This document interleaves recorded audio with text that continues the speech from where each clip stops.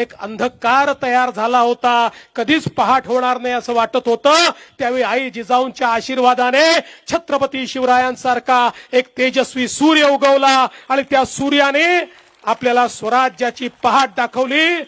अरे छत्रपती नसते तर तुम्ही आम्ही कोणीच या ठिकाणी नसतो. आणि म्हणूनच छत्रपती शिवराय हे आमचं दैवत आहेत. जो छत्रपतींचा प्रमाण इतिहास हा राज्य सरकारच्या वतीनं तयार केला पाहिजे. निश्चितपणे हे काम देखील आपण हातामध्ये घेऊ. आज मला अतिशय समाधान आहे की छत्रपती शिवरायांच्या इतिहासाचा आणि संपूर्ण मराठा साम्राज्याच्या इतिहासाचा ज्यांनी गाढा अभ्यास केला, जगभरातनं इतिहासाचे पुरावे मिळवून ज्यांनी हा इतिहास समजून घेतला आणि त्या इतिहासाचं वाचन आणि लेखन दोन्ही केलं, ते भारताचे गृहमंत्री माननीय अमितभाई शहा या ठिकाणी आलेले आहेत. ते केवळ गृहमंत्री म्हणून आलेले नाहीत, तर छत्रपती शिवरायांचे सेवक म्हणून आणि मराठा इतिहासाचे एक संशोधक म्हणून या ठिकाणी आलेले आहेत. आणि म्हणूनच आपल्या सर्वांच्या वतीनं मी त्यांचं मनापासून स्वागत करतो. मगाशी रघुजी राजे आंग्रेंनी अतिशय योग्य सांगितलं की छत्रपती शिवराय आमचे दैवत का आहेत.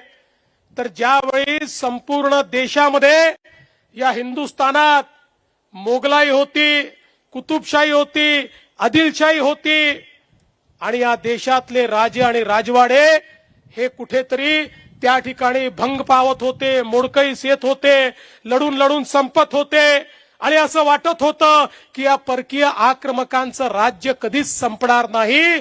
एक अंधकार तयार झाला होता, कधीच पहाट होणार नाही असं वाटत होतं. त्यावेळी आई जिजाऊंच्या आशीर्वादाने छत्रपती शिवरायांसारखा एक तेजस्वी सूर्य उगवला आणि त्या सूर्याने आपल्याला स्वराज्याची पहाट दाखवली. अरे छत्रपती नसते तर तुम्ही आम्ही कोणीच या ठिकाणी नसतो. आणि म्हणूनच छत्रपती शिवराय हे आमचं दैवत आहेत. त्यांच्यामुळे आज आम्ही सगळे या ठिकाणी स्वातंत्र्यात आहोत, देव देश आणि धर्माचं कार्य करू शकतो आहोत. आमच्यातलं ते तेज जागृत करण्याचं काम छत्रपतींनी केलं. आणि एवढंच नाही तर हे करत असताना छत्रपतींनी 18 पगड जातीच्या लोकांना एकत्रित करून त्यांच्यामध्ये विजिगीषू वृत्ती तयार केली, त्यांच्यातलं तेज प्रज्वलित केलं, त्यांच्यातलं पौरुष जागृत केलं आणि त्या सामान्य मावळ्यांना त्या ठिकाणी वीरांमध्ये परिवर्तित करून या हिंदवी स्वराज्याची स्थापना केली. आणि म्हणूनच हा जो काही आपला भगवा झेंडा आहे हा छत्रपतींमुळेच नंतरच्या काळामध्ये दिल्लीपासून अटकेपर्यंत लागला आणि संपूर्ण भारतावर भगव्याचा अंमल आला. तो केवळ आणि केवळ छत्रपती शिवरायांमुळे आला. आणि म्हणूनच आज या निमित्ताने खरं म्हणजे आमच्या उदयन महाराजांनी काही मागण्या देखील या ठिकाणी केलेल्या आहेत. महाराजांची आमची चर्चाही झालेली आहे. त्या संदर्भात जी योग्य कारवाई करायची आहे ती तर आम्ही करणारच आहोत. कारण आमचं सगळ्यांचंच मत आहे की महापुरुषांचा अपमान, छत्रपतींचा अपमान करणाऱ्याला तर टकमक टोकावरनच लोटून दिलं पाहिजे. पण आपण लोकशाहीमध्ये आहोत, त्यामुळे लोकशाही अनुरूप या ठिकाणी नियम तयार करण्याचं काम हे आपण निश्चितपणे करू. आणि त्यासोबत जो छत्रपतींचा प्रमाण इतिहास हा राज्य सरकारच्या वतीनं तयार केला पाहिजे. निश्चितपणे हे काम देखील आपण हातामध्ये घेऊ. आणि यासोबत आपण अत्यंत महत्वाच्या 2 मागण्या केलेल्या आहेत. सगळ्याच मागण्या महत्वाच्या आहेत, पण या ठिकाणी अरबी समुद्रातलं जे स्मारक आहे ते सुप्रीम कोर्टात अडकलं, पण आता सुप्रीम कोर्टाने ते हायकोर्टाला पाठवलंय. महाराज आपण महाराजांचे मावळे आहोत, हार मानणार नाही. हायकोर्टामध्ये लढून ते स्मारक आम्ही त्या ठिकाणी मोकळं करून घेऊ आणि कुठल्याही परिस्थितीमध्ये छत्रपती शिवरायांचं हे स्मारक झालं पाहिजे हा प्रयत्न आपला असेल.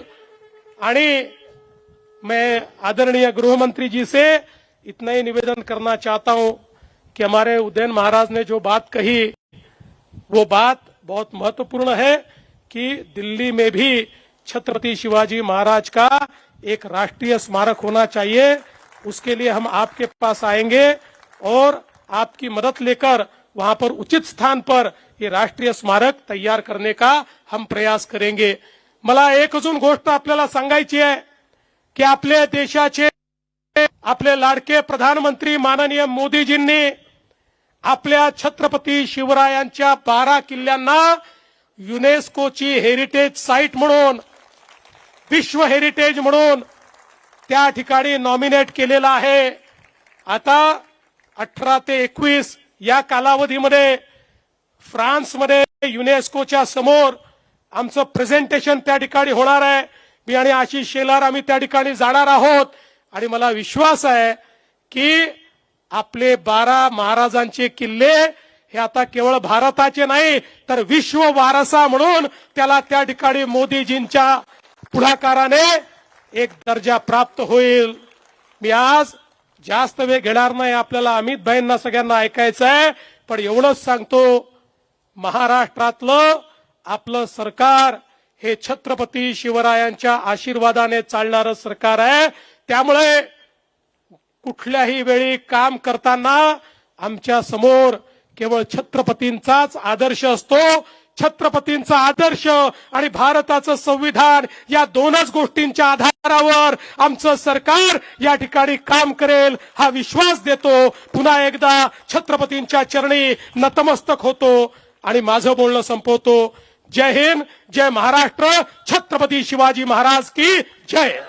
सोशल मीडियाच्या भाऊ गर्दीत विश्वासार्हतेने चकाकणारे नाव म्हणजे लेट्सअप मराठी। सगळ्यांना, सगळ्या नागरिकांना ती स्पीच, ती लेट्सअप वरील मुलाखती म्हणजे विचारांचा खजिना। त्यानंतरच्या निवडणुकीमध्ये मला सोडून गेले। बातम्या केवळ वस्तुस्थिती सांगणाऱ्या, न प्रोपगंडा, फक्त जनतेचा अजेंडा। क्योंकि आने वाला कल जाने वाला है, जाने वाला कल आने वाला है। राजकारण, मनोरंजन असो की क्रीडा क्षेत्र, महाराष्ट्राची स्पंदने संवेदनशीलतेने टिपणारे माध्यम म्हणजे लेट्सअप मराठी। जगासोबत एक पाऊल पुढे राहण्यासाठी लेट्सअपचे ॲप, सोशल मीडिया आणि वेबसाईट सोबत कनेक्टेड रहा।